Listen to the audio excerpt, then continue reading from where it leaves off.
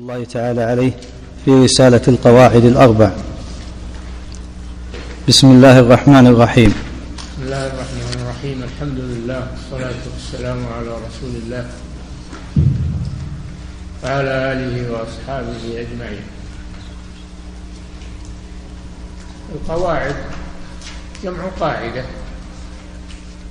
وهي ما يبنى عليه غيره. قاعدة والأصل بمعنى واحد، وهو ما يبنى عليه غيره. فهذا الدين ينبني على قاعدة وأصل. هذه القاعدة وهذا الأصل وشهادة لا إله إلا الله وأن محمدا رسول الله، علما وعملا، نطقا وعلما وعملا. هذه قاعدة الدين. وأصل الدين توحيد، وهو عبادة الله وحده لا شريك له. فإذا استقام هذا الأصل استقام الدين، وإذا اختل هذا الأصل اختل الدين، فإما أن يذهب وإما أن ينقص. فهذا الدين مبني على أصل وعلى قاعدة، هي ما جاء في الكتاب والسنة من الأمر بعبادة الله وحده لا شريك له، وترك عبادة ما سواه. على هذا ينبني الدين كله. هذه القواعد الأربع هي من هذا النوع، تبين لك ما هي الأصول التي قام عليها هذا الدين وانبنى عليها هذا الدين. نعم. بسم الله. قال رحمه الله تعالى: بسم الله الرحمن الرحيم. نعم. أسأل الله الكريم رب العرش العظيم أن يتولاك في الدنيا والآخرة، وأن يجعلك مباركا أينما كنت، وأن يجعلك ممن إذا أعطي شكر، وإذا ابتلي صبر، وإذا أذنب استغفر، فإن هؤلاء الثلاث عنوان السعادة. نعم. هذا من حسن التعليم أن المعلم يدعو للمتعلم لأجل أن يقبل بقلبه على ما يلقى إليه. فهو سأل الله عز وجل الكريم، توسل إليه باسمه الكريم رب العرش العظيم أن يتولى طالب العلم، أن يتولاه بولايته التي هي النصر والحفظ والتأييد. ودعا له بأن يجعله الله ممن إذا أعطي شكر، وإذا ابتلي صبر، وإذا أذنب استغفر. هذه الثلاث هي عنوان السعادة. إذا ابتلي صبر. الإنسان في هذه الدنيا عرضة للابتلاء والامتحان، فهل يصبر أو لا يصبر؟ نبلوكم بالشر والخير فتنة وإلينا ترجعون ولنبلونكم حتى نعلم المجاهدين منكم والصابرين ونبلو أخباركم. إذا ابتلي صبر، وإذا أنعم عليه شكر. عند النعمة يشكر الله، وعند الابتلاء يصبر وينتظر الفرج، ولا يعجل ولا يضجر، بل يصبر على ما أصابه. والنصر مع الصبر كما قال النبي صلى الله عليه وسلم، النصر مع الصبر. وجعلنا منهم أئمة يهدون بأمرنا لما صبروا، يعني من بني إسرائيل، لما صبروا وكانوا بآياتنا يوقنون.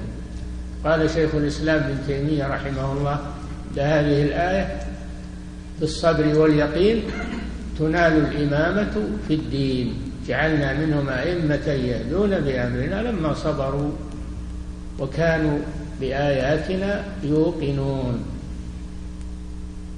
وإذا أنعم عليه شكر الله عز وجل، لا يتكبر بالنعمة أو يغفر أو يجحد نعمة الله عليه أو ينسبها إلى غير الله أو يصرفها في معاصي الله، بل استعين بالنعمة على طاعة الله عز وجل، يشكر الله عليها بالقول باللسان، أما بنعمة ربك فحدث، وبالاعتراف بها في القلب أنها من عند الله وليست بكده ولا بكسبه، وأن يصرفها في طاعة مسديها وموليها وهو الله سبحانه وتعالى، ولا يصرفها في المعاصي والذنوب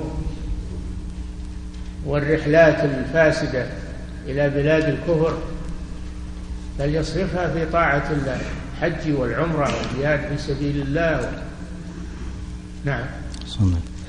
وأن يجعلك ممن إذا أعطي شكر وإذا ابتلي صبر وإذا أذنب استغفر. وإذا أذنب استغفر، هذه هي الثالثة. الإنسان عرضة للخطأ، عرضة للخطأ، كل ابن آدم خطاء وخير الخطائين توابون. لا أحد معصوم من الخطأ إلا الأنبياء عليهم الصلاة والسلام، ولكن الحمد لله أن الله فتح باب التوبة وأمر بالاستغفار، ووعد أن يتوب على من تاب وأن يغفر لمن استغفر، ولا يبقى ويصر على ذنبه أو ييأس من رحمة الله، يقنط من رحمة الله ويظن أن الله لا يغفر له. هذا أعظم من الذنب، القنوط من رحمة الله أعظم من الذنب. إنه لا ييأس من روح الله إلا القوم الكافرون، ومن يقنط من رحمة ربه إلا الضالون. نعم. فإن هؤلاء الثلاثة عنوان السعادة. نعم. اعلم أرشدك الله لطاعته أن الحنيفية ملة إبراهيم، أن تعبد الله وحده مخلصا له الدين، وبذلك أمر الله جميع الناس وخلقهم لها. نعم، الحنيفية ملة إبراهيم عليه السلام، إن إبراهيم كان أمة قانتا لله حنيفا ولم يكن من المشركين. الحنيفية هي الإقبال على الله والإعراض عما سواه، هذه هي الحنيفية، الإقبال على الله والإعراض عما سواه، هذه ملة إبراهيم عليه السلام. وقد أمر هذا النبي صلى الله عليه وسلم باتباع ملة إبراهيم، ثم أوحينا إليك أن اتبع ملة إبراهيم حنيفا وما كان من المشركين، بل كان يتبرأ من المشركين حتى من أبيه، لما تبين له أنه عدو لله تبرأ منه. هذا هو المسلم حقا، وهذه ملة إبراهيم، الحب في الله والبغض في الله والموالاة في الله والمعاداة في الله، هذه ملة إبراهيم عليه الصلاة والسلام. قد كانت لكم أسوة حسنة في إبراهيم والذين معه قالوا لقومهم إنا براء منكم ومما تعبدون من دون الله كفرنا بكم وبدا بيننا وبينكم العداوة والبغضاء أبدا حتى تؤمنوا بالله وحده. هذه ملة إبراهيم عليه الصلاة والسلام، ما هي مجرد انتساب بدون حقيقة، بل لا بد من الحقيقة. فمن انتسب إلى إبراهيم فإنه يكون على هذا الأصل، يعبد الله وحده لا يشرك به شيئا ويتبرأ من المشركين. هذه ملة إبراهيم عليه الصلاة والسلام، وهي الحنيفية السمحة التي أمر هذا النبي صلى الله عليه وسلم باتباعها. ولما ادعت اليهود والنصارى أن إبراهيم منهم رد الله عليهم، قال ما كان إبراهيم يهوديا ولا نصرانيا ولكن كان حنيفا مسلما وما كان من المشركين إن أولى الناس بإبراهيم للذين اتبعوه. أما اليهود والنصارى فإنهم لم يتبعوه، الذين اتبعوا. وهذا النبي يعني محمد صلى الله عليه وسلم، والله ولي المؤمنين. ليس في المسألة مسألة ادعاء وانتساب فقط، لا بد من الحقيقة. لا بد أن تعرف أولا ما هي ملة إبراهيم. تنتسب إلى إبراهيم وأنت ما تعرف ملة إبراهيم؟ ما يمكن، لازم تعرفها. ثم أيضا كيف يكون إبراهيم عليه السلام من اليهود أو من النصارى وما أنزلت التوراة والإنجيل إلا من بعده؟ أفلا تعقلون؟ بينهم وبين إبراهيم مدة طويلة، وملتهم مخالفة لملة إبراهيم عليه الصلاة والسلام. نعم. اعلم أرشدك الله لطاعته أن الحنيفية ملة إبراهيم أن تعبد الله وحده مخلصا له الدين. مخلصا له الدين، ما يكون في عبادته شرك. هناك من يعبد الله، المشركون يعبدون الله لكنهم يعبدون معه غيره، يشركون معه غيره. العبادة ما تصح ولا تقبل إلا بالإخلاص لله عز وجل. نعم. وبذلك أمر الله جميع الناس. نعم. قال جل وعلا: وما خلقت الجن والإنس إلا ليعبدون.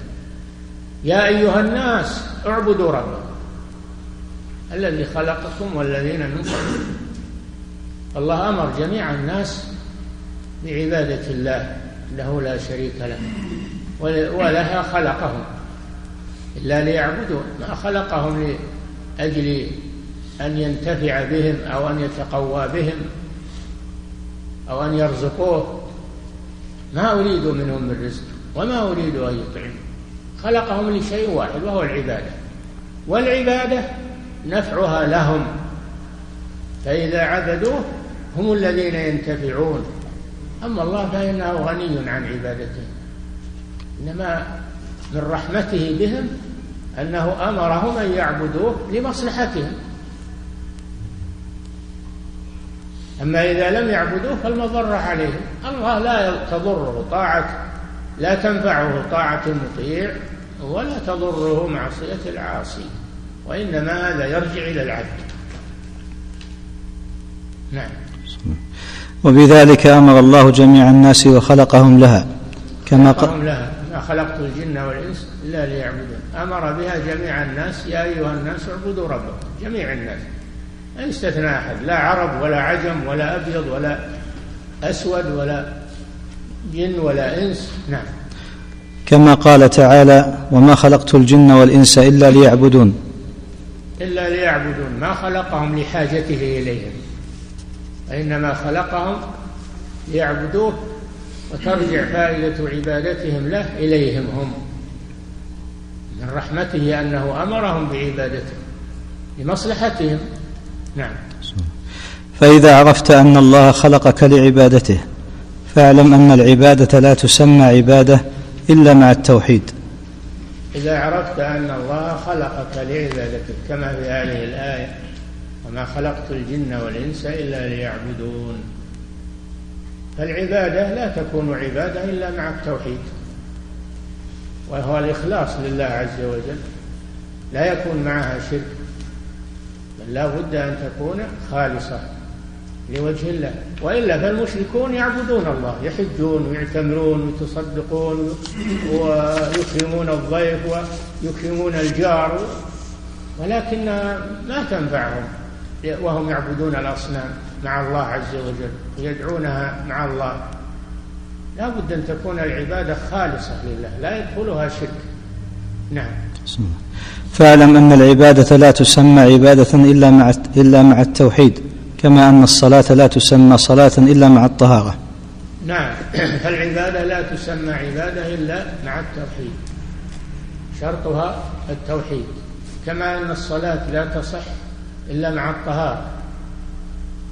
قال صلى الله عليه وسلم: لا يقبل الله صلاة أحدكم إذا أحدث حتى يتوضأ.